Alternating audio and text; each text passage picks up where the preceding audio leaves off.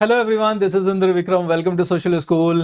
Class 11th का आपका second जो चैप्टर हम डिस्कस कर रहे हैं अभी, इसका फर्स्ट पोर्शन मैंने कंप्लीट कर दिया। फर्स्ट पोर्शन का मतलब है एन अर्ली एम्पायर वाला जो टॉपिक है उसको मैंने पूरा कवर कर दिया एक ही वीडियो में। थोड़ा सा वीडियो लंबा जरूर है, लेकिन आप उसको जब समझेंगे तो आप देखेंगे कि प्रॉपर लिंक है, क्योंकि वो पूरी स्टोरी भी अच्छी खासी लंबी चौड़ी है, तो मैंने उसको पूरे एक में ही कवर कर दिया।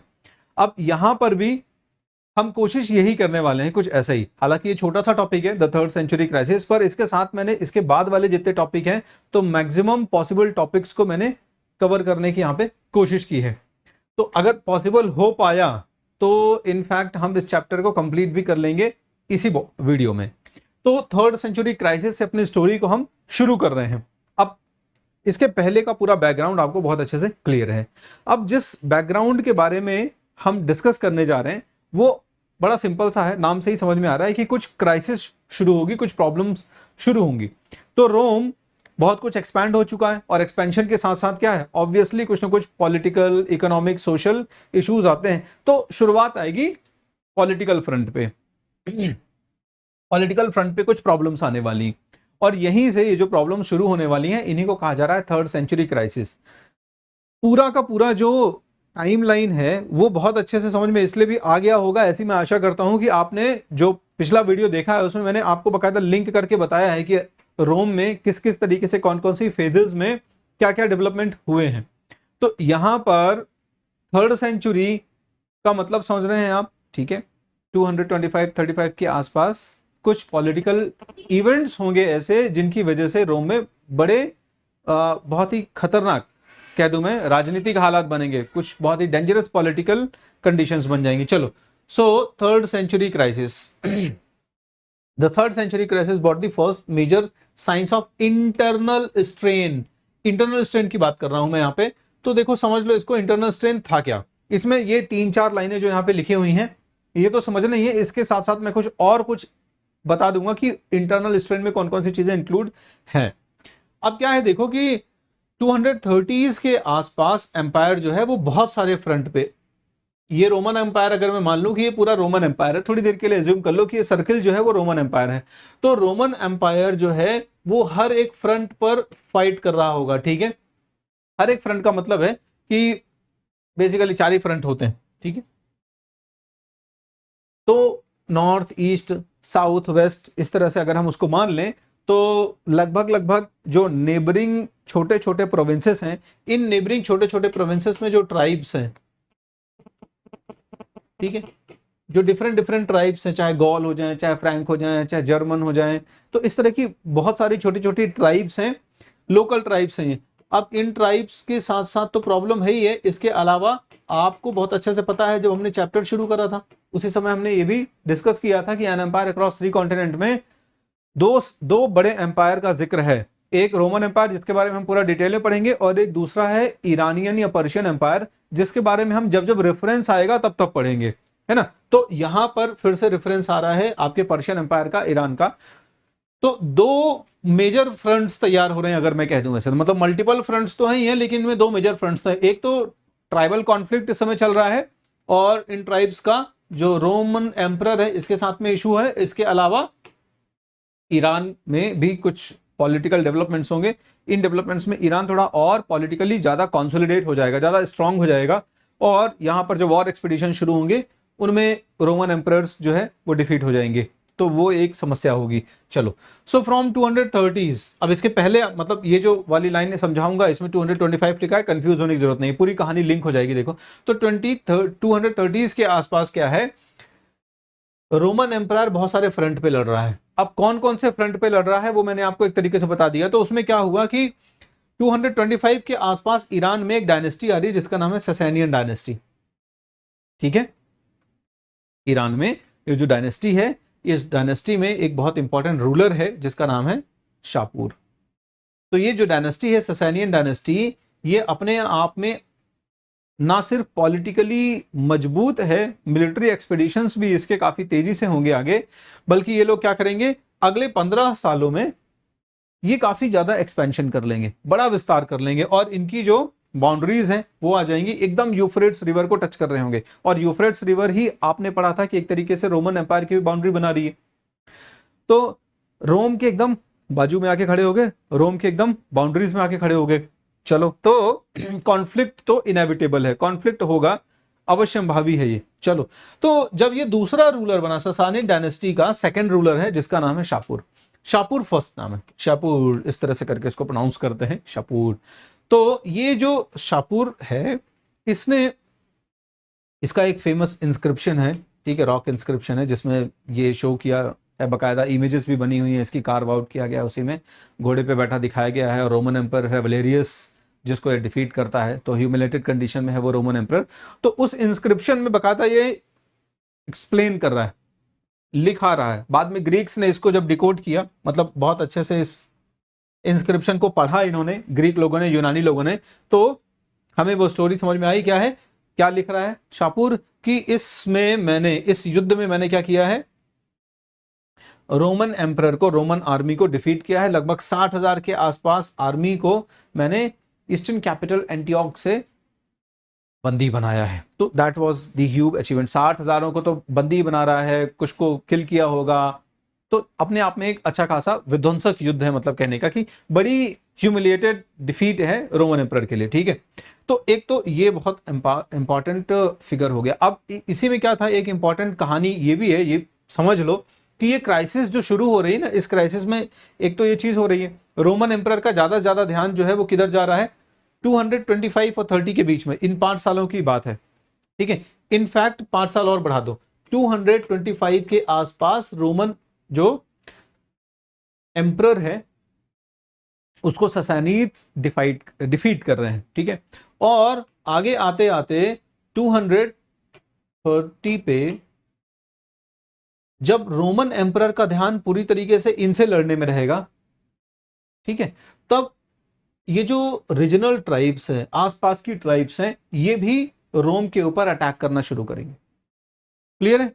तो अब रोम का जो एम्परर है वो ज्यादा ध्यान ससानियत की तरफ दे रहा है, ससानी डायनेस्टी की तरफ दे रहा है, ताकि उनसे हम निपट पाए प्रॉपर तरीके से। जब ये छोटे छोटे इन्वेजन होने शुरू हो जाएंगे तो इन्वेजन की वजह से प्रॉब्लम होगी। क्यों? क्योंकि अभी आ रहे हैं तो बड़े लेवल पर लूट लपाट भी मचाएंगे, ठीक है, बड़े लेवल पर इकोनॉमिक डिस्ट्रक्शन करेंगे।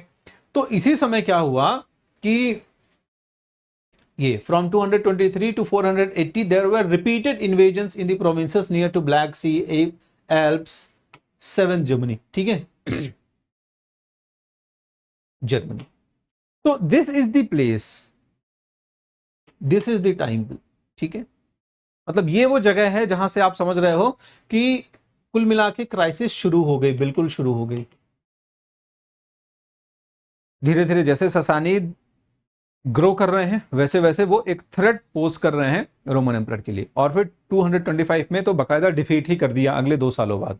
और उसके साथ साथ ही फिर क्या हुआ, जैसे जैसे ट्राइबल्स को पता चल रहा है कि यार इस समय ससानीद जो है वो पावरफुल है और रोमन एम्परर पूरी तरह से ध्यान उधर लगाए हुए है अपना, तो इन लोगों ने भी रिपीटेड अटैक्स करने शुरू कर दिए, ठीक है। तो आप देखोगे जर्मन जो लोग हैं, जर्मनी, ये जितने भी नाम आप पढ़ोगे ना, जैसे फ्रांस पढ़ लिया आपने, जर्मनी पढ़ लिया, ब्रिटिश पढ़ लिया, ठीक है ना, तो ये बेसिकली उस समय की जो ट्राइब्स थी, जैसे उस समय जर्मैनिक एक ट्राइब हुआ करती थी जिनकी अपनी एक लैंग्वेज थी बेसिकली, तो जर्मैनिक ट्राइब है, ठीक है।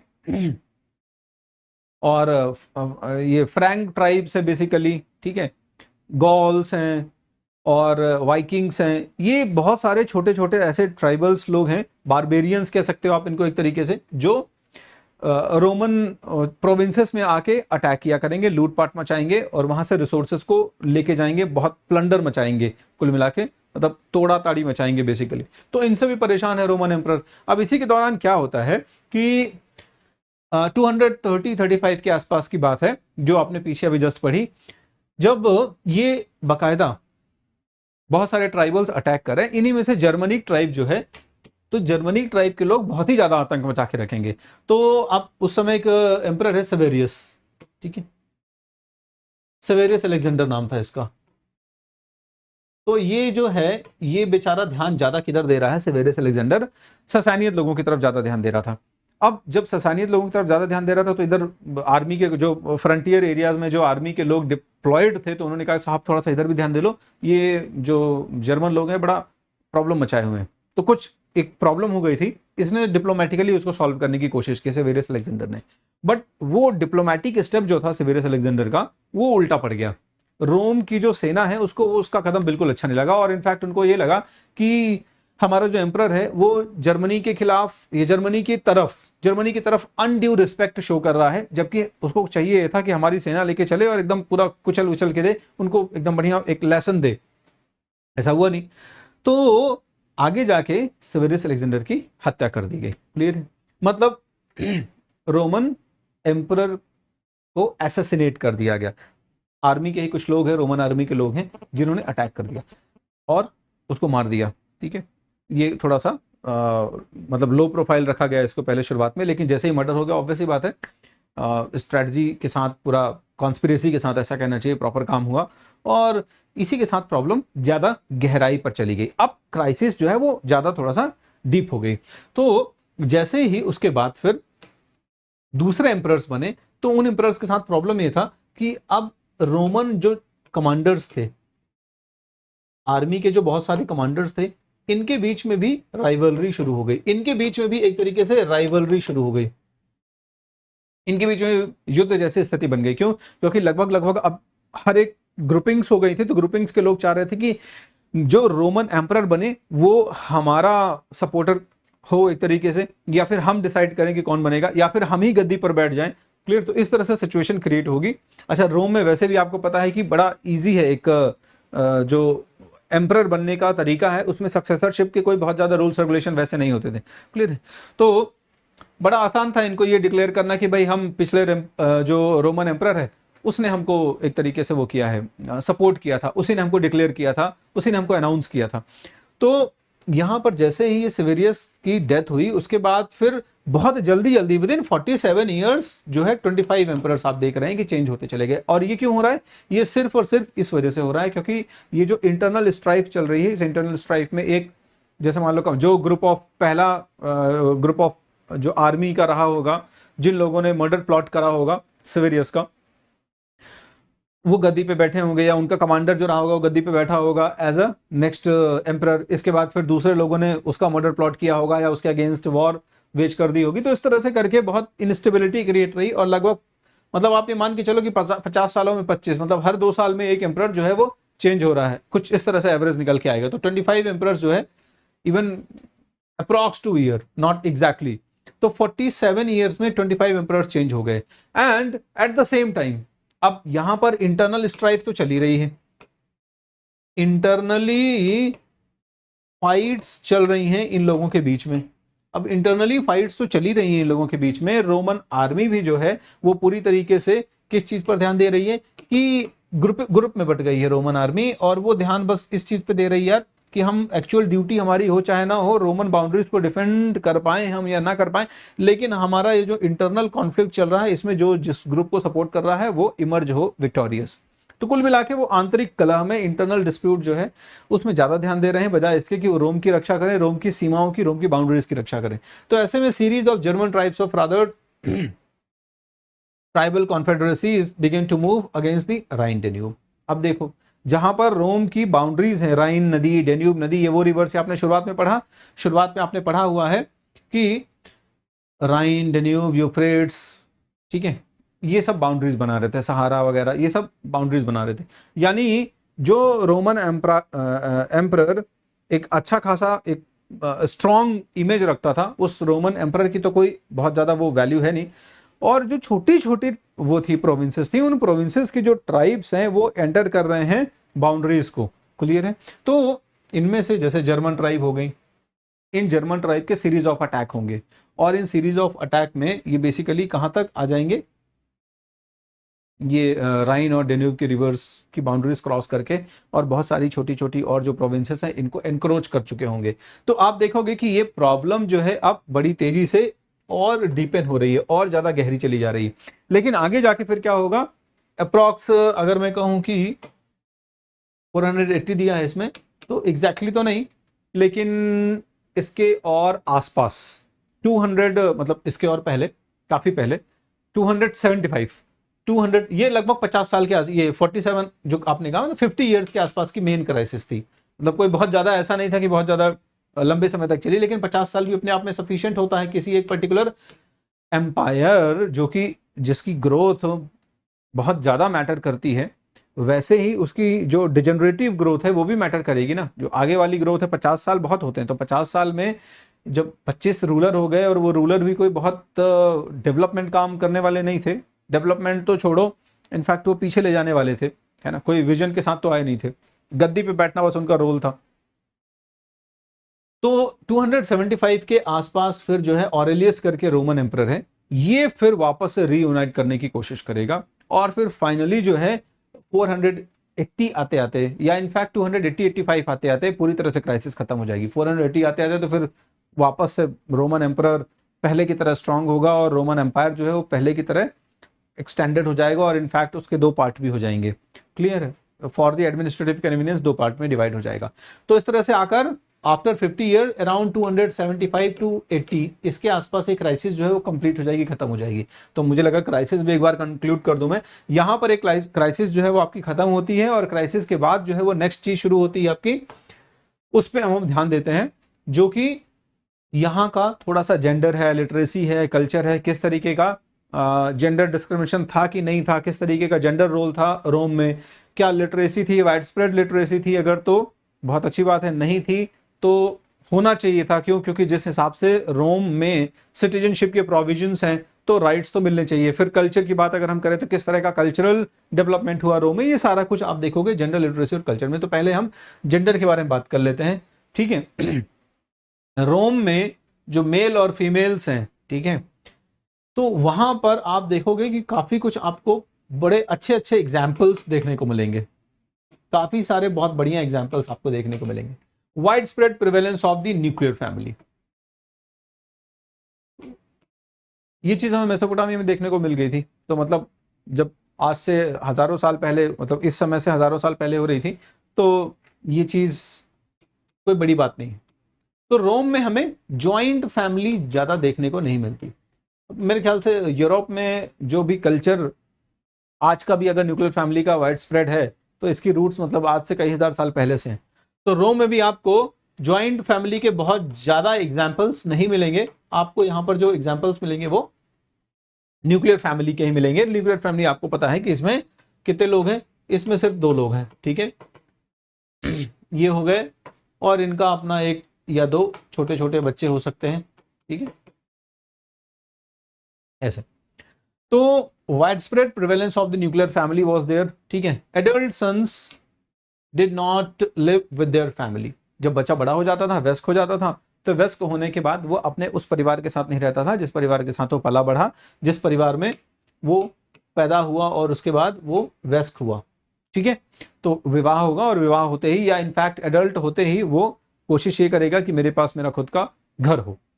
और ये प्रचलन आपको रोम में आज भी मिलता है, मतलब कोई बहुत ज़्यादा बदलाव नहीं है। इसको माना जाता है कि वो व्यक्ति जो है वो अपनी आइडेंटिटी क्रिएट कर रहा है, वो फ्रीडम की तरफ जा रहा है, सेल्फ डिपेंडेंट हो रहा है, तो इसको बहुत अच्छा माना जाता है, और कुछ मायनों में ये अच्छा है भी, ठीक है। जहां तक डिपेंडेंसी की बात है, फ्रीडम की बात है, बहुत अच्छा है, और जहां तक नैतिक मूल्यों की बात है तो फिर थोड़ा सा गड़बड़ हो जाता है। टाई अप उतना ही फैमिली के साथ होना चाहिए, जुड़ाव उतना ही होना चाहिए जितना पहले था, ठीक है। चलो, it was exceptional for adult brothers to share a common household, ठीक। तो ये रेयरेस्ट ही मिलेगा आपको, बहुत ज्यादा कॉमन नहीं मिलेगा कि एडल्ट कंडीशन में पहुंच गए हैं, 2 वयस्क भाई हो गए हैं और दोनों अभी भी एक ही घर में रह रहे हैं। जैसे ही वयस्क होंगे, एडल्टहुड आएगा उनको, तो ये सिचुएशन होगी कि दोनों के अपने अपने घर हो। तो ये एक चीज हमें देखने को मिलती है यहाँ पर मतलब यहाँ पर हमें समझ में आ रहा है एडल्ट तुरंत घर छोड़ के चले जाते थे, या एक पर्टिकुलर एज के बाद घर छोड़ के चले जाते थे, और यहाँ पर एक्सेप्शनली ये कभी कभार हो सकता है 2 भाइयों के बीच में बड़ा प्रेम हो और दोनों साथ रहने का डिसाइड करें, तो ये आपको कम मिलते हैं। Slaves were included in the family. और ये एक बात आपको समझ में आती है कि रोम में उस समय स्लेवरी का प्रचलन था। अब देखो, स्लेव से मतलब नौकर चाकर तो हर समय पे रहे हैं, चाहे आप राजा महाराजाओं का जमाना देख लो, चाहे आज का जमाना देख लो। लेकिन ये है कि आज एक पर्टिकुलर उस पर्सन की जो आपके यहाँ काम कर रहा है उसको आप जो भी नाम दे दो, ठीक है, सर्वेंट नाम दे दो या जो भी नाम दे दो, स्लेव नाम नहीं दे सकते हो। स्लेव और सर्वेंट में बड़ा डिफरेंस हो गया। तो सर्वेंट जो है उसके अपने राइट्स हैं, वो एक इंडिविजुअल है और उसकी इंडिविजुअलिटी है, लेकिन जब वो स्लेव है तो उसकी अपनी इंडिविजुअलिटी खत्म हो जाती है। ठीक है, जिस पर्सन का वो स्लेव है वो पर्सन डिसाइड करेगा कि इसको इंसान की तरह ट्रीट किया जाए, नहीं किया जाए, कितने अधिकार दिए जाएं, नहीं दिए जाएं, सम्मान अपमान जो कुछ भी है वो सब कुछ डिपेंड करेगा उसके मास्टर के ऊपर। तो यहां पर बड़ा डिफरेंस है, ध्यान रखना। तो स्लेवरी जैसी प्रथा हमें देखने को मिलती है, लेकिन स्लेव्स जो होते थे वो फैमिली के अंदर ट्रीट किए जाते थे, यानी अगर कोई भी फैमिली है वो स्लेव रख रही है तो ये माना जाएगा कि slave is also the part of that family. ठीक है, then women's enjoyed considerable legal rights in owning and managing property। ये एक प्रोग्रेसिव चीज देखने को मिल रही है। क्या प्रोग्रेसिव चीज देखने को मिल रही है हमें, कि जो महिलाएं हैं रोम में उनके पास थोड़ा सा संपत्ति से रिलेटेड, प्रॉपर्टी से रिलेटेड जो राइट्स हैं वो थोड़ा सा प्रोग्रेसिव है। कैसे प्रोग्रेसिव है, कि इनके पास अपने लीगल राइट्स हैं। ये एक बड़ी चीज हो गई, लीगल राइट्स हैं। ठीक है, मतलब एक नॉर्मल वैसा राइट नहीं है जो कि कस्टम के थ्रू स्टैब्लिश किया गया हो। कस्टम का मतलब है जैसे एक ट्रेडिशन चला हो कि माता पिता ही ये डिसाइड करें कि जो लड़की है, जो गर्ल है, जो डॉटर है, उसको भी प्रॉपर्टी से रिलेटेड चीजें मिलेंगी, उसको शेयर मिलेगा, ऐसा नहीं। बाय लॉ ये चीजें एस्टेब्लिश थी, लीगल राइट था ये। ठीक है, कि जो महिलाएं हैं, जो विमेन्स हैं, ठीक है, वो प्रॉपर्टी ओन कर सकती हैं, सेल कर सकती है, जो भी, यानी अपनी प्रॉपर्टी को प्रॉपरली ओन करने और प्रॉपर्टी को मैनेज करने का पूरा उनका लीगल राइट था। So that is the progressive thing. A typical form of marriage was one where the wife did not transfer to her husband's authority. ये बहुत अच्छी चीज है। A typical form of marriage was one, यानी शादी में इस चीज का बड़ा ध्यान रखा जा रहा है कि वही इंडिविजुअलिटी की जो बात है, ठीक है, वो बहुत डोमिनेट है यहाँ पर। मतलब हर एक व्यक्ति की अपनी जो एक सेल्फ आइडेंटिटी है, इंडिविजुअलिटी, वो मेंटेन रहनी चाहिए। तो जब शादी होगी तो शादी के बाद भी इस चीज का ध्यान रखा जाएगा, जहां पर वाइफ जो है did not transfer to her husband's authority. Husband की अथॉरिटी में नहीं रहेगी, वो फ्री है। अब ये रोम का समाज जिस भी मायने में इसको आप लेना चाहें, फ्रीडम के मायने से लेना चाहें या आप जिस भी हिसाब से इसको देखना चाहें, ठीक है, तो ये फिर भी थोड़ा सा यहाँ पर ठीक ठाक समझ में आ रहा है कि हस्बैंड की अथॉरिटी में नहीं है। क्लियर है, लेकिन ये चीज़ पॉजिटिव बहुत तब होती है जब बहुत अच्छे से उनको पता हो कि उनको उनके राइट यूज़ करने कैसे। बहरहाल हमें ये समझना है कि ये थोड़ा सा प्रोग्रेसिव चीज़ है कि हस्बैंड अपनी डोमिनेंस नहीं बनाएगा, अपनी अथॉरिटी को डोमिनेट नहीं करना चाहेगा, अपनी अथॉरिटी को अननेसेसरी एक्सरसाइज नहीं करना चाहेगा अपनी वाइफ के ऊपर। So that is the best thing. मतलब ऐसा नहीं है कि शादी हुई और वो हस्बैंड की अथॉरिटी में ट्रांसफर हो गई। क्लियर है, ये एक प्रोग्रेसिव चीज है, आप देखोगे तो यहाँ पे। ठीक है, so after even the marriage the women, जो वहां पर फीमेल्स हैं, वो एक तरीके से फाइनेंशियली आप देखोगे तो हमेशा एम्पावर्ड है। ठीक है, और एक तरीके से ये एक बहुत प्रोग्रेसिव चीज़ इसलिए भी है क्योंकि फाइनेंशियली अगर वो एम्पावर है तो थोड़ा सा एक्सप्लॉयटेशन के चांसेस कम हो जाते हैं। क्लियर, थोड़ा सा क्या, काफ़ी कुछ कम हो जाएगा सोसाइटी में। तो शादी के बाद जो फीमेल है, जो वुमेन है, उसके पास उसकी नेटल फैमिली से जो प्रॉपर्टी आई है, या जो नेटल फैमिली की प्रॉपर्टी है, नेटल फैमिली का मतलब है जहां उसका बर्थ हुआ है, ठीक है, जो उसके पेरेंट्स हैं, तो वहां की जो प्रॉपर्टी है उस पर भी उसका राइट रहेगा, पूरा अधिकार रहेगा। ऐसा बिल्कुल नहीं है कि वो विवाह करके आई है, शादी हो गई उसकी, तो फिर वो हस्बैंड के यहाँ जो है यहीं से रिलेटेड जो भी प्रॉपर्टी है मिल रही है तो ठीक है, नहीं मिल रही है अगर, तो फिर उसका जीवन जो है वो अगर कष्टों में गुजरा तो फिर समस्या हो जाएगी। तो उसके पास एक बैकअप है उसकी नेटल फैमिली का, उसके पेरेंट्स की प्रॉपर्टी के रूप में। चलो, तो ये एक प्रोग्रेसिव चीज है। Women's dowry used to be the husband for duration of the marriage. ठीक है, मतलब जो महिला अपने साथ विवाह के दौरान, जो वुमेन है, अपने साथ जो भी सामान लेके आ रही है ड्यूरिंग द मैरिज, शादी के समय, तो वो जो प्रॉपर्टी है वो हस्बैंड के पास जाएगी, लेकिन ये उसी समय तक रहेगी जब तक कि उन दोनों के बीच वो मैरिज प्रॉपर है। अगर कभी ऐसी सिचुएशन होती है कि मैरिज डिसॉल्व हो रही है, मतलब उनके बीच में दोनों स्प्लिट हो रहे हैं, दोनों ब्रेक हो रहे हैं, दोनों सेपरेट हो रहे हैं, तो फिर ऐसे कंडीशन में क्या हो जाएगा, दोनों की मतलब रिलेशनशिप ब्रेक हो रही है, तो ऐसे कंडीशन में जो वुमेन एक डोरी का लेके आई थी, एक दहेज के तौर पर जो भी प्रॉपर्टी लेके आई थी, वो अपने पास उसको रख सकती। तो ये बहुत, अगेन आप देखेंगे कि ये जो अभी थोड़ी देर पहले आपने पढ़ा कि फाइनेंशियली हर एक इंडिविजुअल, चाहे वो मेल हो चाहे वो फीमेल हो, उनको इंडिपेंडेंट यूनिट माना गया है और उनके पास जो भी प्रॉपर्टी है वो जहां भी जिस भी सोर्स से आ रही है उस पर उनका पूरा हक है, पूरा अधिकार है। So that is very very very progressive thing, मेरे हिसाब से काफी प्रोग्रेसिव है। तो हस्बैंड के पास वो प्रॉपर्टी कब तक रहेगी? For the duration of marriage, यानी कि शादी का जो समय है, जितने समय तक शादी, अगर जीवन भर शादी चल रही तो फिर कोई बात नहीं है, फिर तो उनकी ही संपत्ति है। लेकिन कभी किसी रीजन की वजह से ऐसी सिचुएशन बन गई जब दोनों सेपरेट होंगे तो वो प्रॉपर्टी सिर्फ उसी समय तक उस पर हस्बैंड का अधिकार है, उसके बाद हस्बैंड अपना अधिकार नहीं जता सकता है। चलो, the woman remain a primary heir of her father, ठीक है, and became an independent owner after her father's death. अब देखो, तो यहां हमें थोड़ा सा अगेन, मतलब वुमेन्स के मामले में यहां पर आप देख रहे हो कि जेंडर वाला जो हमें पोर्शन पढ़ रहे हैं, जेंडर से रिलेटेड आपको थोड़ा सा एक स्ट्रॉन्ग सोसाइटी दिख रही है। मतलब जो महिलाएं हैं, ये महिलाएं अपने पिता की प्राइमरी एयर है, ठीक है, मतलब उत्तराधिकारी है, प्राइमरी एयर है मतलब उत्तराधिकारी है। क्यों? क्योंकि अगर फादर की डेथ हो भी जाती है तो वो इंडिपेंडेंट तौर पर, स्वतंत्र तौर पर अपने फादर की प्रॉपर्टी की मालकिन बनेगी, आगे जाके ओनर बनेगी, ठीक है। मतलब यहाँ इस तरीके से नहीं होगा कि अगर पुत्र है तो सिर्फ वही बस हो, ठीक है, पुत्र में बढ़ सकती है, बटेगी ऑब्वियसली, जितने भी लोग हैं, जितने भी उसके बच्चे थे उस व्यक्ति के जिसकी डेथ हुई, मतलब पेरेंट्स के जितने भी चिल्ड्रंस थे, तो वो उनके बीच में डिस्ट्रीब्यूट होगी, लेकिन जो लड़की है वो भी, उसको भी एक हिस्सा मिलेगा उसका।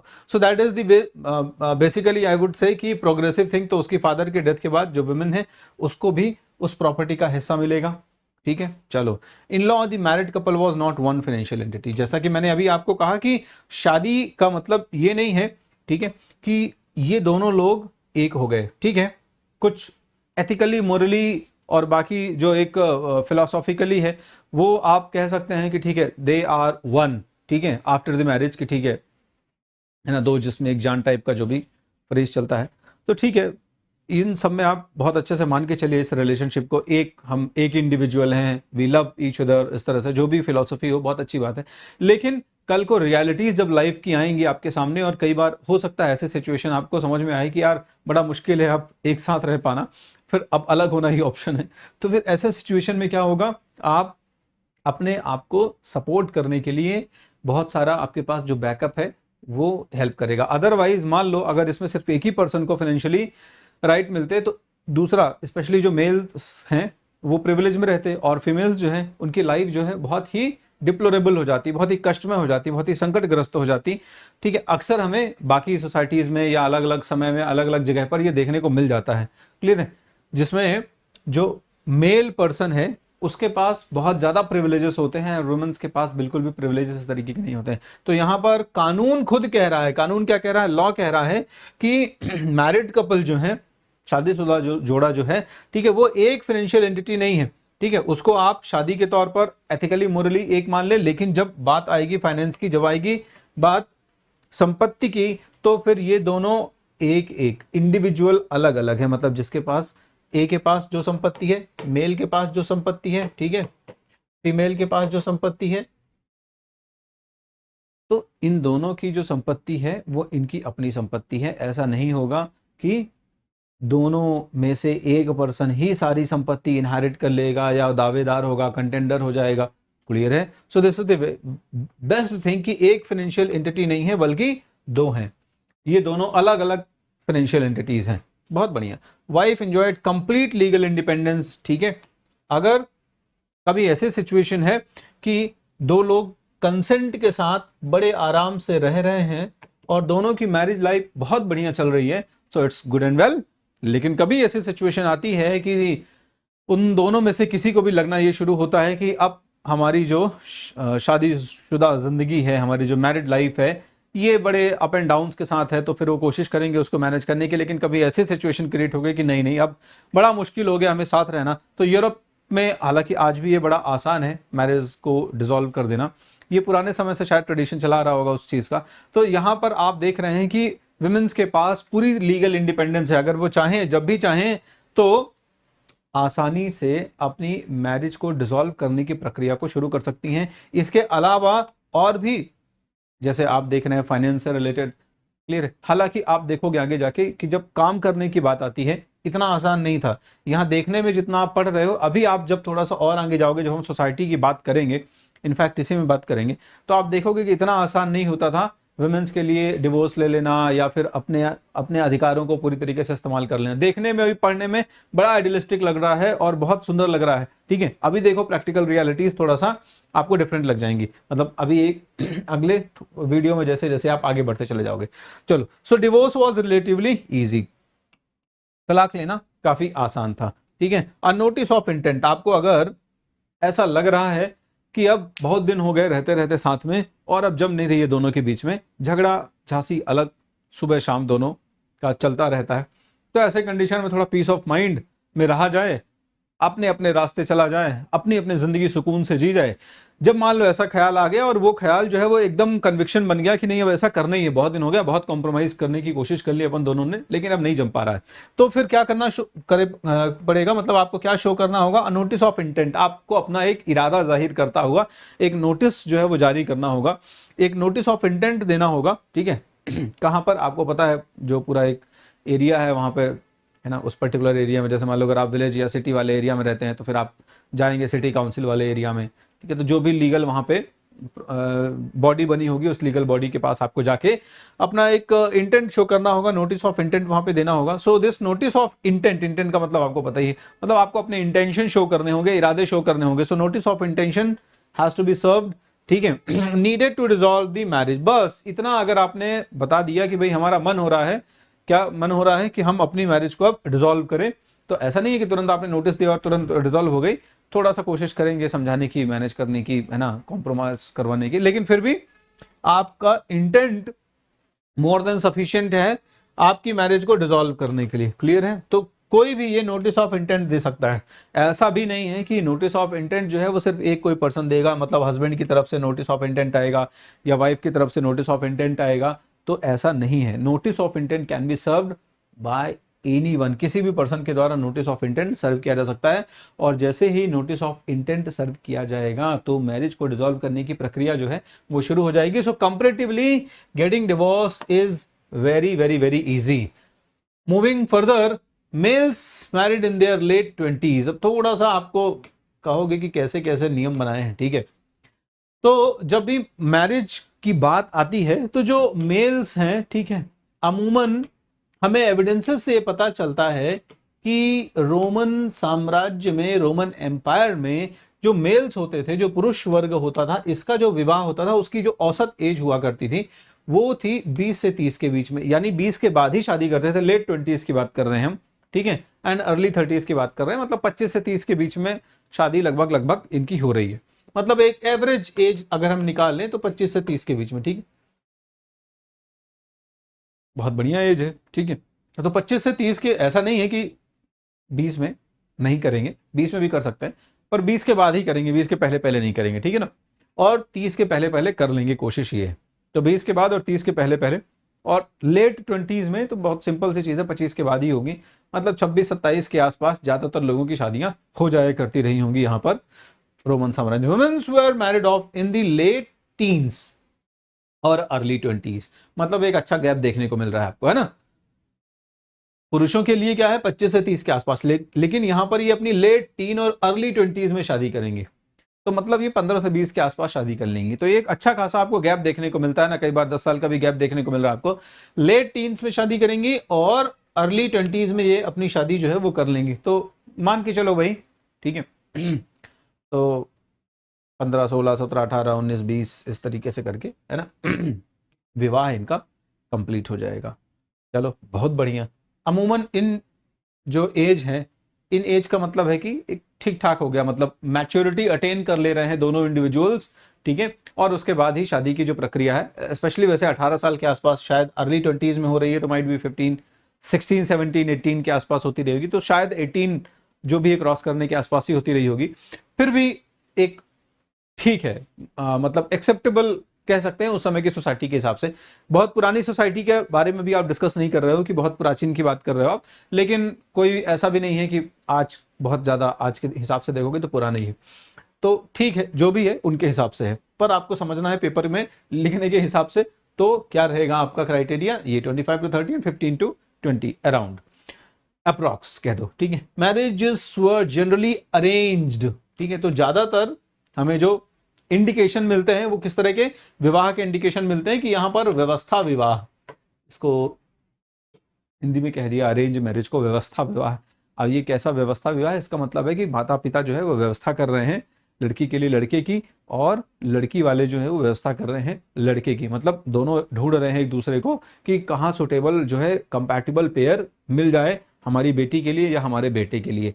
तो इस तरीके से तो मैरिजेस वर जनरली अरेंज्ड, है ना, व्यवस्था की जाती थी। मतलब डिस्कशन चल रहा है, सीनेट्स लोग बैठे हैं, है ना, कभी आपस में डिस्कशन ऐसे चल रहा है जैसे सीनेट में ही बैठे बैठे कि आपकी लड़की की क्या उम्र हो गई, अरे हमारा लड़का भी इतने आसपास है, अच्छा क्या कर रहा है, अरे एमबीए किया है अभी, या इंजीनियरिंग कंप्लीट किया है, ठीक है, या यूपीएससी की तैयारी कर रहा है, सिलेक्शन हो जाएगा, ठीक है, ऐसा लग रहा है, मेंस निकला है, पिछली बार का इंटरव्यू है अभी, तो दूसरे को भी लगा चलो बहुत बढ़िया लड़का कलेक्टर बन जाएगा, शादी कर दे। तो इस तरीके से कभी कभार डिस्कशन ऐसा होता रहा होगा, फिर दोनों अरेंज कर देते रहे होंगे अपने बेटों और बेटियों की शादियां। तो इस तरीके से वहां पर प्रक्रिया चलती थी। And women were often subject to domination by their husband. अब देखो जस्ट उल्टा, मैंने कहा था ना थोड़ी देर में आपको असलियत निकलेगी, पोल खुल जाएगी यहाँ पे। तो कुछ देर पहले बड़ी बड़ी बातें हो रही थी, बड़ी आइडियल बातें हो रही थी, तो कंफ्यूज मत हो जाना, कह दो कि थोड़ी देर पहले तो आप कह रहे थे बड़ा इंडिपेंडेंस है, लीगल फ्रीडम है, प्रॉपर्टी के मामले, वो सब कुछ है, लेकिन जब घर में दोनों रहेंगे तो सुपीरियर थोड़ा सा हस्बैंड ही रहेगा। और अभी सुपीरियरिटी का लेवल आप देखोगे कि सुपीरियरिटी का लेवल विलेजेस वगैरह की तरफ जब चाहो, देखो ज्यादातर ये जितनी राइट्स की बात होती है ना, जितनी फ्रीडम और इंडिपेंडेंस की बात होती है, चाहे आज के डेट में भी देख लो और चाहे आप उस जमाने में, ये सारी फ्रीडम और इंडिपेंडेंस जो है वो ज्यादातर किन लोगों के लिए है, थोड़ा सा जो एक एलीट सेक्शन है ना, वो ज्यादा इसको एंजॉय कर पाएगा कंपैरेटिवली रिमोट एरिया में जो प्रोविंशियल विलेजेस वगैरह के लोग थे या छोटी सिटी में रहने वाले जो लोग थे उनके कंपैरिजन। मतलब छोटे जगहों पर इनको एक्सरसाइज करना इन राइट्स को बहुत मुश्किल था। लेकिन वहीं आप देखोगे रोम की बात करोगे, पर्टिकुलरली रोमन सिटी की बात करोगे, ठीक है, कैपिटल सिटी की बात करोगे, तो वहां पर आप देखोगे कि शायद वुमेन्स जो है बहुत ज्यादा पावरफुल है इस मामले में। लेकिन उसके बावजूद भी जब तक एक साथ रह रहे हैं दोनों, तो फिर ऐसा इक्वलिटी जैसा आपको देखने को नहीं मिलेगा। वहां पर ये देखने को मिलेगा कि जो मेल है वो डोमिनेट करेगा फीमेल को। सो मैरिजेस तो अरेंज होती थी, लेकिन women were often subject to domination. जो महिलाएं हैं वो अक्सर जो है अपने पुरुष या पति के द्वारा डोमिनेट की जाती थी, यानी कि जो पुरुष होता था उन्हीं का अधिकार जो है वो एक तरीके से चलता था। या मैं कह दूं कि हस्बैंड के हमेशा अंडर इंस्ट्रक्शन कह दो आप, ठीक है, या एक तरीके से जो भी उनकी मर्जी है उस मर्जी के हिसाब से ही चलेंगी जो वुमेन्स है। और इन केसेस में मान लो कभी ऐसे सिचुएशन हो जाएगा कि हस्बैंड को कोई एक्टिविटी नहीं पसंद है, कोई चीज में उसको ऑब्जेक्शन है, तो हमारे पास प्रॉपर पुख्ता एविडेंसेस हैं जिनमें हमें कई बार वायलेंस के केसेस मिलते हैं, ठीक है। तो सेंट एगस्टाइन भाई साहब हैं, तो सेंट एगस्टाइन जो भाई साहब हैं अफ्रीका, नॉर्थ अफ्रीका में छोटा सा शहर था सिटी ऑफ एपो, तो यहां पर जो है ये रहे काफी समय तक, इन्होंने अपना समय बिताया। और सेंट एगस्टाइन जो है इनकी लाइफ के भी बहुत सारे ऐसे किस्से हैं जो उन्होंने लिखे हैं आगे जाके, क्लियर है। तो इसमें ये लिखते हैं यार कि जो इनकी मदर है उसको फादर जो है वो कई बार कुछ इश्यूज के चलते उसके ऊपर हाथ उठा दिया करते थे, और कई बार उसकी बॉडी में अलग अलग जगह पे कुछ काफ़ी मतलब इस तरीके से इंजरीज जैसी होती थी, है ना। और जब ये महिलाएं बाद में किसी काम से अलग अलग कामों से बाहर निकलती थी तो कोई एक व्यक्ति के साथ ऐसा नहीं होता था, वहाँ पे बहुत सारी ऐसी महिलाएं होती थी जो अपने अपने घावों को, अपनी अपनी इंजरीज को छुपा रही होती थी। इसके अलावा वो आपस में डिस्कशन भी करती थी इन चीज़ों को लेके, ठीक है, लेकिन फिर भी उन्हें ये सारी चीज़ें क्या है टॉलरेट करनी ही पड़ती थी। क्यों? क्योंकि वो हस्बैंड्स के अगेंस्ट नहीं जा सकते। तो हम ये देख रहे हैं कि जब रिमोट एरिया, क्योंकि ये अफ्रीका का एरिया है, अफ्रीका के रीजन में रह रहा है अगस्टाइन, तो अफ्रीका जो है वो सदर्न बाउंड्री है रोमन एम्परर की। तो आप जब थोड़े रिमोट एरिया की तरफ जाएंगे, विलेज एरिया की तरफ जाएंगे, तो वहां पर आपको वो सारे अधिकार जो अभी देख रहे हो वो अधिकार उतने बेटर तरीके से, उतने आइडियल फॉर्म में एक्सरसाइज करते हुए लोग नहीं दिखेंगे। वहां पर लोग सब्जुगेट हो रहे हैं, स्पेशली जो फीमेल्स हैं, they are under the subjugation और you can say under the dominance of the male people, ठीक है। और इनफैक्ट उनको कई बार फिजिकल वायलेंसेस के दौर से भी गुजरना पड़ता है और वो सब उसको टॉलरेट करती हैं बहुत अच्छे से। और पुरुष वर्ग के पास जो अधिकार देखने को मिल रहे हैं ये हमें एक्स्ट्रा ऑर्डिनरी टाइप के देखने को मिल रहे हैं। मतलब एक्स्ट्रा ऑर्डिनरी जब मैं कह रहा हूं इसका बहुत ही बड़ा मीनिंग है। तो एक्स्ट्रा ऑर्डिनरी टाइप के आपको यहां पर राइट्स मिल रहे हैं, जैसे father had legal control over their children. ठीक है, इसका मतलब क्या हुआ, फादर के पास पूरी तरीके का कंप्लीट लीगल कंट्रोल होता था अपने पुत्र के ऊपर। ठीक है, यानी मान लो जैसे अगर पुत्र है, ठीक है, और वो जो है अनवांटेड है, ठीक है, अनवांटेड चिल्ड्रन हो गया, तो अनवांटेड चिल्ड्रन का मतलब है कि माइट बी इलिसिट रिलेशनशिप के थ्रू वो जन्म ले रहा है, या फिर वो शायद समझ रहे हो, मतलब मेल और फीमेल दोनों की जो इलिसिट रिलेशनशिप है, कई बार ये हो सकता है, या फिर कई बार ऐसे सिचुएशन हो सकती थी कि वो पुत्र नहीं चाहते थे, ठीक है, बट पुत्र का जन्म हो गया। तो ऐसे कंडीशन में जब भी अवांछित संतानें, या जब भी उनको एक्सेप्टेबल नहीं है लेकिन संतान की उत्पत्ति करने की संभावनाएं बन गई और संतान की उत्पत्ति हो गई, ठीक है, बर्थ हो गया बच्चे का, तो ऐसे कंडीशन में फादर के पास ये पूरी तरीके से कानूनी अधिकार है, ये लीगल पावर है, ठीक है, कि वो अपने बच्चों को जीवित रखे या मारे। तो हमारे पास इस तरीके के एविडेंसेस हैं, ये सब प्रॉपर रिटन एविडेंसेस हैं, ऐसी बात नहीं कि आप कुछ हाइपोथेटिकल कंडीशन पढ़ रहे हो, ये सब एकदम जेन्युइन चीजें पढ़ रहे हो, आप ध्यान रखना, क्लियर है। तो मान लो जब कभी ऐसी सिचुएशन होती है तो उस समय फादर के पास ये शक्ति है पूरी, कानून ये शक्ति दे रहा है, मतलब ऐसा नहीं कि अगर आप ऐसा करते हैं कि अपने पुत्र को मार देते हैं, जीवित रखते हैं, जो भी है, तो उस दौरान आपको किसी प्रकार की कानूनी प्रक्रिया से गुजरना पड़ेगा, ठीक है, रोम के साम्राज्य की, ऐसा बिल्कुल भी नहीं है। ये मान के चलो कि आपके पास पूरा अधिकार है इस मामले में कि आप क्या करो। तो कई बार क्या करते थे ये लोग, जैसे मैंने अभी बताया, कई बार ये लोग क्या करते थे कि अपने बच्चों को, अब मान लो वो अनवांटेड सन है या डॉटर है, जो भी है, तो उसको बाहर, मान लो जैसे कोल्ड नाइट्स हैं, ठीक है, सर्दी है, विंटर की रात है, ठीक है, एक्सट्रीम कोल्ड पड़ रहा है, तो ऐसे एकदम कड़ाके की ठंडी में उस बच्चे को बाहर छोड़ दिया। अब उस कड़ाके की ठंड में बच्चे को बाहर छोड़ दिया तो आप इस ठंड में कहाँ जीवित बचेगा वो, ठीक है, बाहर ऐसे खुले में रख के चले आए। तो इस तरह तक के अधिकार रोम साम्राज्य में देखने को मिले हैं पिता के पास। पिता ये डिसाइड कर सकता है किस व्यक्ति को जिंदा रखना है कि मारना है। मान लो उनको मारना है तो वो डायरेक्टली मार के, या जो भी उनके पास अलग अलग साधन होंगे उसकी लाइफ को एंड करने के, पर इनमें से एक और बड़ा ही इनह्यूमन साधन हुआ करता था कि वो क्या करते थे, बच्चे को मतलब कड़ाके की ठंड में बाहर छोड़ के चले आ जाते थे, और फिर जो भी कॉन्सिक्वेंसेस होंगे, ऑब्वियस सी बात है, फिर वो ज़्यादा देर तक जीवित नहीं रह पाएगा। चलो, तो ये हमारे पास जेंडर से रिलेटेड चीज़ें हमें समझ में आ गई। अब हम थोड़ी सी बात करते हैं लिटरेसी की, ठीक है, कि किस तरीके से रोम साम्राज्य में लिटरेसी का प्रचलन था, कितने पढ़े लिखे लोग थे वहां पर, कितने अवेयर लोग थे वहां पर। तो जो कैजुअल लिटरेसी है वो हमें देखने को मिलती है कि वो डाइवर्स है, ऐसा नहीं है कि बहुत ज़्यादा वाइड स्प्रेड लिटरेसी के एविडेंसेस नहीं मिलते हैं। There is no evidence of the wide spread literacy, हमें वैरी करती है जो लिटरेसी। कैजुअल लिटरेसी मतलब आम एक पढ़े लिखे इंसान की बात हो रही, ऐसा नहीं कि बहुत स्पेशलाइज की लिटरेसी की बात हो रही। जो कैजुअल लिटरेसी है कि लोग एटलीस्ट थोड़ा बहुत लिखना पढ़ना जानते हैं, छोटे मोटे डॉक्यूमेंट्स को पढ़ लेंगे, लिख लेंगे अपना नाम वगैरह, इस तरीके की लिटरेसी की भी बात हो रही है यहाँ पे, ठीक है, छोटा मोटा हिसाब किताब कर लेंगे।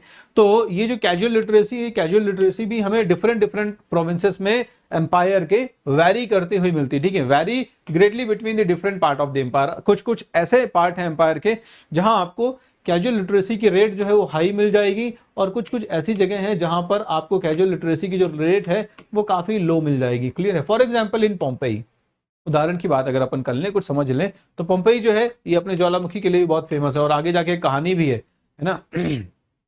पोम्पेई जो है यहाँ पे वॉल्केनिक इरप्शन होता है और अच्छा खासा डिस्ट्रक्शन करता है ये, ठीक है। चलो, so there is a strong evidence of wide spread casual literacy. तो हमारे पास यहाँ पर कुछ इतिहासकार हैं, ध्यान रखना, रोम साम्राज्य की कुछ ऐसे हिस्टोरियंस हैं जो इस एरिया को बिलोंग कर चुके हैं। तो जब वो लिखते हैं कि रोम साम्राज्य का पोम्पेई शहर जो है काफ़ी ज़्यादा शिक्षित है, यहाँ पर लेन देन में जो ट्रेड रिलेटेड एक्सचेंजेस हैं, या रेगुलर लाइफ की बात करें, डेली लाइफ की बात करें, तो वहाँ पर पढ़े लिखे लोगों का बोलबाला है, डोमिनेंस है, क्लियर है। The walls of Pompeii often, अब ये कैसे पता चला, the walls of Pompeii often carried advertisement and graffiti, ठीक है। तो हमें ये देखने को मिलता है, जब पोम्पेई शहर आप घूमोगे, पोम्पेई शहर में, वहां पर आपको जगह जगह पर वॉल्स में डिफरेंट डिफरेंट टाइप के एडवर्टाइजमेंट्स मिल जाएंगे। मतलब ऐड लगाने का क्या मतलब है, अगर 2 4 10 लोग या शहर के कुछ लोग ही पढ़ना लिखना जानेंगे तो फिर उस पर्टिकुलर एरिया में जहां पर वो रह रहे होंगे उनको या तो उस जगह पे ऐड दिखाया जाएगा या फिर उनको पर्टिकुलरली जाके अप्रोच कर लिया जाएगा। पूरे शहर में अगर आपको ऐड लगाना है तो इसका साफ मतलब है कि आप जो है दिमाग में ये रख रहे हो कि आते जाते लोग इस चीज को पढ़ेंगे, समझेंगे, देखेंगे। क्लियर है? तो हमें यहाँ पर ये जो ऐड है, एडवर्टाइजमेंट्स हैं, ये एडवर्टाइज, अब मान लो जैसे एडवर्टाइजमेंट कुछ भी हो सकता है, जैसे ग्लैडिएटर्स की फाइट होने वाली है, या राजा ने कुछ रूल्स रेगुलेशंस अपडेट करे हैं, टैक्सेस में कुछ बदलाव हुए हैं, या कुछ और कोई एक्सपीडिशन शुरू करना है, तो कोई भी चीज हो सकती है वो। तो इस तरीके के जो ऐड लगाए जाते रहे होंगे, इस तरह के एडवर्टाइजमेंट्स के पीछे यही मंशा रही होगी कि यहाँ के लोग जानते हैं पढ़ना लिखना, तो ऐड लगाएंगे तो ज्यादा से ज्यादा लोग जो है इसको देखेंगे और उस बात को हम कन्वे कर पाएंगे, अपने मैसेज को हम कन्वे कर पाएंगे। क्लियर है? इसके साथ साथ हमें ग्राफिटी का मतलब होता है वॉल पेंटिंग। ठीक है? वॉल में पेंटिंग, एक तरीके से वॉल को मतलब अलग अलग कलर से बड़ी सुंदर सुंदर तरीके से सजाया जाता है, इसी को ग्राफिटी कहते हैं और कुछ भी नहीं है। क्लियर? फिर इजिप्ट में आपको मिला, so in Egypt evidence of hundreds of papyri. ठीक है? पेपरस प्लांट है, जिसके बारे में शुरू में मैंने बताया आपको, जब हम ये वीडियो का मतलब जब ये चैप्टर शुरू कर रहे थे, तो जब हम सोर्सेस की बात कर रहे थे तो सोर्सेस में आपने पढ़ रखा है। क्लियर है? तो वहां पर पेपरस का जिक्र आया था। अगर ध्यान नहीं है, पहली बार वाला वीडियो देख रहे हो तो जल्दी से चले जाओ वहां पर, पहले वाले वीडियो में, सबसे सबसे पहले वाला, और I think an early empire वाला वीडियो, इसके जस्ट पहले वाला जो वीडियो, तो उसमें आपको ये पता चल जाएगा कि ये क्या चीज होती है। कोई बात नहीं है। अब इजिप्ट यानी कि नीचे सदर्न पोर्शन की तरफ, जब आप रोमन साम्राज्य के सदर्न पोर्शन की तरफ जाके देखोगे तो आपको यहाँ पर ये इजिप्ट नाम का शहर मिलेगा। यहाँ पर भी आपको पढ़ाई लिखाई के सबूत मिल जाते हैं। पेपायरस यानी पेपायर बने हुए हैं, इसका मतलब लिखे, ये क्या है, कुछ ऐसे कागज की तरह का बनता था पेड़ से, उसमें कुछ लिखा जाता था, डॉक्यूमेंट मेंटेन किए जाते थे। तो ये जो डॉक्यूमेंट मेंटेन किए गए हैं, इसका मतलब है कि माइट भी डॉक्यूमेंट मेंटेन करने वाले लोग रहे होंगे ना, पढ़े लिखे लोग रहे होंगे यहाँ पे। चलो, so formal document such as contracts were usually written by professional scribes. ठीक है? पढ़ना लिखना अलग चीज हो गई, लेकिन जब आज के डेट में भी पढ़ना लिखना, तो मान लो जैसे आप भारत देश में देखोगे, ठीक है, आज मॉडर्न टाइम पे भी चले जाओगे तो अपना नाम लिखना या थोड़ा बहुत पढ़ लेना तो लगभग अब मैक्सिमम जगह पे हो गया है। ठीक है? लेकिन अगर आप उनसे कहो कि आप लीगल लैंग्वेज को इंटरप्रेट कर लो, तो आप अच्छे खासे पढ़े लिखे ग्रेजुएट के पास भी जाओगे तो शायद वो लीगल लैंग्वेज को उतने अच्छे से नहीं समझ पाएगा। क्लियर? तो वैसे ही यहाँ पर सिस्टम हम देखते हैं कि जब कुछ ऐसे लीगल डॉक्यूमेंट्स या फॉर्मल डॉक्यूमेंट्स फ्रेम होते थे, तो जैसे कॉन्ट्रैक्ट्स वगैरह, कॉन्ट्रैक्ट्स एक तरीके का लीगल डॉक्यूमेंट हो गया, फॉर्मल डॉक्यूमेंट हो गया। तो ऐसे कॉन्ट्रैक्ट्स को फ्रेम करने के लिए स्पेशलाइज्ड स्क्राइब्स होते थे। स्क्राइब आपको पता है, जो लोग लिखते हैं, तो ये लोग बाकायदा उसको पॉलिश्ड लैंग्वेज में लिखा करते थे और फिर उसके बाद जो भी ये लीगल प्रोसेस के थ्रू, स्टैम्प के थ्रू वो चीज वैलिड हो जाती थी कि अच्छा, दो पार्टीज के बीच में इस तरीके के कॉन्ट्रैक्ट्स हुए हैं। क्लियर है? चलो, लिटरेसी के बारे में समझ में आ गया कि लिटरेसी अलग अलग जगह पर अलग अलग तरीके की है। ऐसा नहीं है कि पूरे रोम में हमें वाइड स्प्रेड लिटरेसी मिलती है, कुछ जगहों पर हमें लिटरेसी ठीक ठाक मिलती है। नॉर्थ के साइड, नॉर्थ वेस्ट की तरफ पर्टिकुलर चले जाओ आपको लिटरेसी कुछ नहीं मिलेगी। क्लियर है? तो इस तरीके से कुछ कुछ जगह पर आप देखोगे तो गैप है। फिर हम आते हैं थोड़ा सा कल्चरल एस्पेक्ट देख लेते हैं रोम का, किस तरीके का वहां सामान्य कल्चर है। तो संस्कृति या कल्चर की जब आप बात करोगे तो रोम कितना वास्ट है। रोम इज द वास्ट एम्पायर, है ना? इतना विशाल साम्राज्य है जिसकी सीमाएं आप देख रहे हो, राइन नदी, डेन्यूब नदी, ठीक है ना, इधर मेडिटेरेनियन, इधर यूफ्रेट्स, इधर सहारा का डेजर्ट है। क्लियर है? इधर स्पेन से लेके, तो इधर का मतलब है ईस्ट की तरफ चले जाओगे तो स्पेन से लेके, नॉर्थ की तरफ चले जाओगे तो राइन और डेन्यूब के लेके, ईस्ट की तरफ चले जाओगे तो यूफ्रेट्स से लेके, और फिर साउथ की तरफ आ जाओगे तो सहारा डेजर्ट से लेके। ठीक है? इस तरीके से तो फैक्चुअली ध्यान रखो, है ना, इधर से उधर से में कंफ्यूजन हो जाएगा। तो आप देखोगे कितना वास्ट एम्पायर है, और इस वास्ट एम्पायर में अलग अलग कल्चरल डाइवर्सिटी, अफ्रीका की कल्चरल डाइवर्सिटी अलग मिलेगी आपको, यूरोप का अलग मिलेगा आपको, इधर ईस्ट की तरफ आ जाओगे तो अलग मिलेगा। यूरोप में भी आपको रीजन वाइज थोड़ा सा कल्चर में डिफरेंसेस मिल जाएंगे। तो हमें यहाँ पर वही चीज रिफ्लेक्ट होती है। Cultural diversity was reflected in many ways eight many levels. Why? Because of the vast nature and the different cultural, geographically cultural rich areas. क्यों? क्योंकि यहाँ पर भौगोलिक तौर पर देखोगे तो इतना विशाल साम्राज्य को अगर हम समझें तो ये बात बहुत कॉमन है कि अलग अलग तरीके के लोग यहाँ पर ट्राइबल नॉन ट्राइबल दिख जाएंगे और उन सबके अपनी जो भी संस्कृति है, कल्चर है, वो सारा रोम साम्राज्य का कल्चर हो जाएगा। तो रोमन साम्राज्य में हमें यहाँ पर कल्चरल डाइवर्सिटी यानी कल्चरल लेवल पर विविधता देखने को मिलती है। Clear? It was reflected in many ways, कई तरीकों से ये रिफ्लेक्ट होती है। ठीक है, अलग अलग स्तर पर रिफ्लेक्ट होती है। सिटी में अलग दिख जाएगा, ठीक है, मेन सेंटर्स या मेन सिटीज में अलग दिख जाएगा, गांवों की तरफ आपको कल्चर अलग दिख जाएगा। In the vast diversity of religious culture and local city. ठीक है, किस तरीके से रिलीजन के तौर पे रिलीजियस डाइवर्सिटी देखने को मिलेगी। ठीक है, लोकल सिटीज में आपको अलग अलग, जो कि मैंने जस्ट अभी समझाया कि जब आप शहरों पे चले जाओगे तो आपको अलग तरीके का कल्चर देखने को मिलेगा, वहीं विलेजेस पे अलग कल्चरल डिफरेंस आपके मेन सिटी कैपिटल सिटी में अलग हो जाएगा।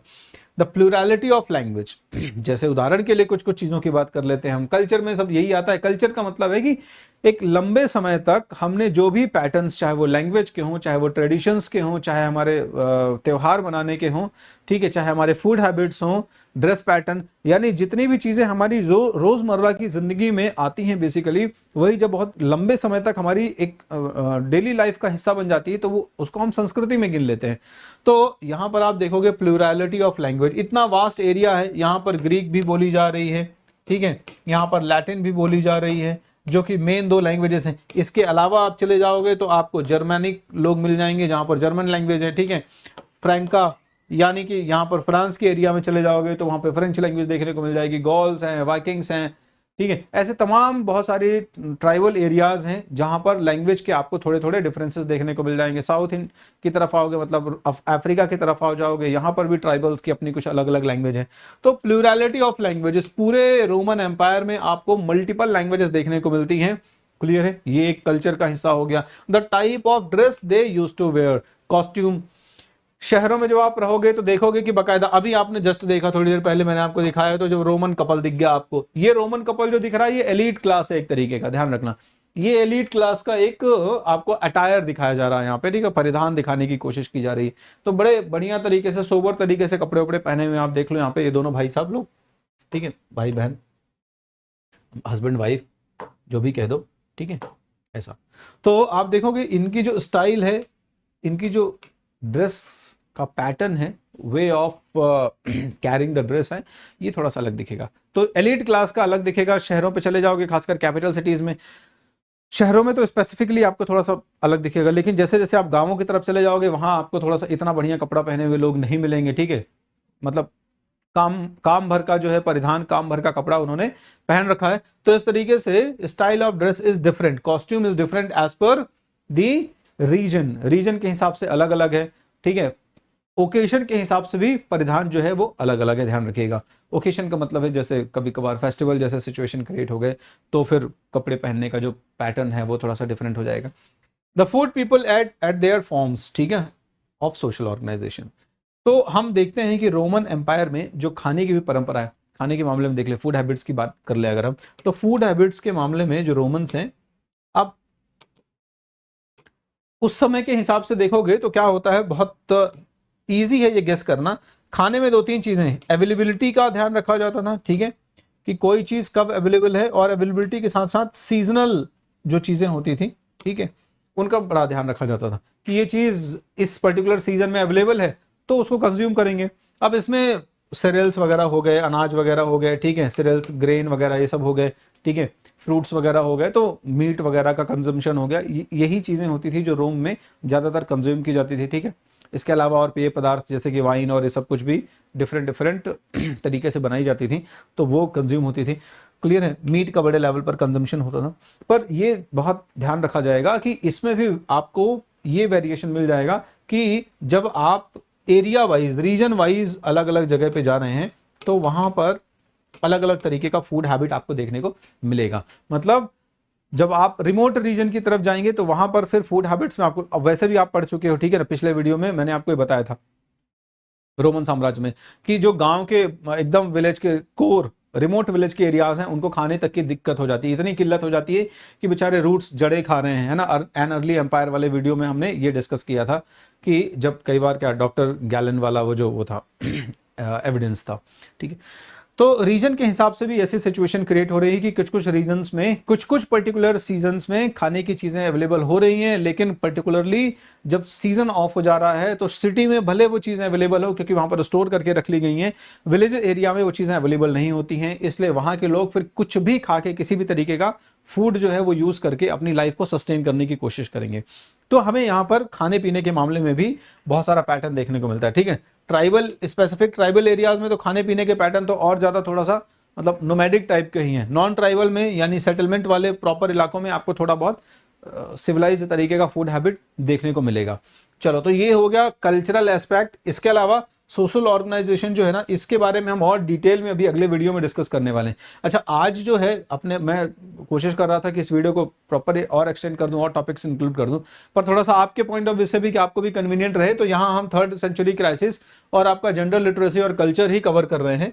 इसके बाद फिर ये जैसे ही कवर हो जाएगा तो इकोनॉमिक वाला जो है, इकोनॉमिक एक्सपेंशन वाला वीडियो उसके साथ लेके मैं आगे का वीडियो जो भी आऊंगा जब भी, तो बाकी के टॉपिक कवर कर दूंगा। मतलब ऐसा नहीं कि बहुत सारे टॉपिक्स बहुत सारे छोटे छोटे वीडियोस में आएंगे, कोशिश किया जाएगा कि मल्टीपल टॉपिक्स कुछ कुछ छोटे छोटे वीडियोस में कवर हो जाए, मतलब कुछ कम वीडियोस में कवर हो जाए, 2-4 वीडियो में पूरा चैप्टर कवर हो जाए, एम ये है। क्लियर? तो होपफुली आपको समझ में आ गया होगा। आ जाओ, आपको कुछ बेनिफिट्स बता दूं मैं। बेनिफिट्स किस चीज के? यूट्यूब पे तो आप पढ़ ही रहे हो और बड़े अच्छे से एंजॉय कर रहे हो सारी चीजों को, लेकिन आपको पता है कि हमारे बहुत सारे ऐसे बैचेस प्लस प्लेटफॉर्म पर चल रहे हैं अनअकैडमी के। तो ये जो प्लेटफॉर्म है, ये प्लेटफॉर्म आपको किस तरीके का बेनिफिट देता है, किस तरीके से एक्सपीरियंस देता है जब आप पढ़ते हो। क्लियर है? तो एक्सपीरियंस क्या है? रियल टाइम इंटरेक्शन, ठीक है, यूजिंग चैट एंड इमोजीज। तो टीचर के साथ अभी जैसे मैं आपको जो कुछ भी बता रहा हूं, जो कुछ भी डिस्कस कर रहा हूं, ये एक वन वे कम्युनिकेशन हो गया, है ना। अब इसमें आपने जो पढ़ लिया, आपके पास अगर मान लो स्लाइटली, वैसे मैं कोशिश करता हूं कि आपको कोई डाउट नहीं हो, इवन यूट्यूब पे भी, लेकिन माइट भी आपकी आउट ऑफ क्यूरियोसिटी की कुछ और समझने की इच्छा होगी कि ये भी बता दीजिए थोड़ा सा अलग, क्योंकि यहाँ पर ये भी देखा जाता है कि यार थोड़ा सा हर एक वर्ड को अगर आप एक्सप्लेन करने लग जाओगे तो फिर समय जो है वो तो फिर कम पड़ जाएगा आपके लिए, है ना, और पर्टिकुलर टाइम में आपको पढ़ना भी है, पढ़ाना भी है। तो मान लो आपके दिमाग में कोई क्यूरियोसिटी आ गई, आपको पूछना ही है, जानना ही है, so in that platform you can easily ask that question. आपने तुरंत जो है ना, अगर आप चाहे तो ओरली पूछ सकते हैं, या आप उसको क्वेश्चन टैब के थ्रू, क्वेश्चन टैब का ऑप्शन है जिसमें आपने लिख के अपना डाउट भेज दिया, हमें दिख गया और हमने उसको आंसर कर दिया वहां पर। तो इस तरीके से बड़ा इंटरैक्टिव हो जाएगा, यानी एक ऑफलाइन एक्सपीरियंस जैसा हो जाएगा कि आपको आपका डाउट रियल टाइम पे रिजॉल्व मिल जाएगा। इसके अलावा अब पढ़ाने के साथ साथ हम आपको एसेस करना चाह रहे हैं कि कितना सीखा आपने, कितना समझा आपने इस पर्टिकुलर चैप्टर से। आपसे क्वेश्चन पूछना शुरू कर दिया, आपकी तरह बहुत सारे लोग हैं वहां पे जो कि आंसर देंगे, ठीक है, तो आप भी आंसर दोगे, आपकी जो लर्निंग है वो एसेस होगी, साथ साथ आपके साथ जितने बाकी लोग हैं वो लोग आंसर देंगे। तो पोल जब बोर्ड आएगा, लीडर बोर्ड आएगा, तो उसमें समझ में आ जाएगा ओके कि हाउ क्विकली आपने रिस्पॉन्ड किया, उसको कितना बढ़िया आपसे आता है। तो ये थोड़ा सा आपके इंटरेक्शन को और अलाइव कर देगा, आपको थोड़ा सा और मजे से सीखने में मदद करेगा। Then the best thing is scholarship test. आपके पास इस प्लेटफॉर्म से जुड़ के या जुड़ने के लिए